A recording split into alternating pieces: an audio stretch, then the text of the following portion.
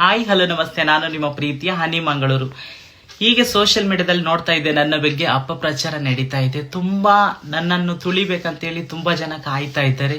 ತುಂಬಾ ನನ್ನ ಬಗ್ಗೆ ಕೆಟ್ಟದಾಗಿ ಅಪಪ್ರಚಾರ ಮಾಡ್ತಾ ಇದ್ದಾರೆ. ನೋಡಿ, ಒಂದು ವಿಡಿಯೋ ತೋರಿಸ್ತೇನೆ. ಈಗ ಒಂದು ವಿಡಿಯೋನ ನನ್ನ ಫೋಟೋ ಯೂಸ್ ಮಾಡ್ಕೊಂಡು ಈ ವ್ಯಕ್ತಿ ನನ್ನ ಬಗ್ಗೆ ಅಪಪ್ರಚಾರ ಮಾಡ್ತಾ ಇದ್ದಾನೆ. ಇವನಿಗೆ ನಾವು ಲಿಂಗ ಪರಿವರ್ತನೆ ಮಾಡಿಸ್ತೀವಂತೆ, ಇವನಿಗೆ ಕಿಡ್ನಾಪ್ ಮಾಡಿಸ್ತೀವಂತೆ. ಇವನನ್ನು ಕಿಡ್ನಾಪ್ ಮಾಡುವಂಥದ್ದು ನಮ್ಗೇನ್ ನಿಂತಿದೆ ಹೇಳಿ? ಇವನು ಈ ತರ ಅಪಪ್ರಚಾರ ಮಾಡುವಂಥದ್ದು ಆ ನ್ಯೂಸ್ ಚಾನಲ್ ವಿರುದ್ಧ ನಾನು ಆಲ್ರೆಡಿ ಕಂಪ್ಲೇಂಟ್ ಕೊಟ್ಟಿದ್ದೀನಿ.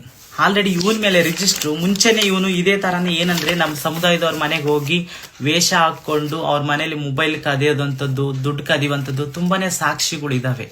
ಮತ್ತೆ ಅವನು ನನ್ನ ಇನ್ಸ್ಟಾಗ್ರಾಮ್ ಅಲ್ಲಿ ಮೆಸೇಜ್ ಮಾಡಿ ಯಾವ ರೀತಿ ಬಂದ, ಮತ್ತೆ ನನಗೆ ಯಾವ ತರ ಕಾಲ್ ಮಾಡಿದ, ಎಲ್ಲಾನು ಕಾಲ್ ರೆಕಾರ್ಡ್ಸ್ ಎಲ್ಲ ಇದೆ. ಮತ್ತೆ ನನ್ನ ತುಂಬಾ ವೈಯಕ್ತಿಕವಾಗಿ ತುಂಬಾ ಮಾನಸಿಕವಾಗಿ ಹಿಂಸೆ ಮಾಡ್ತಾ ಇದ್ದೇನೆ.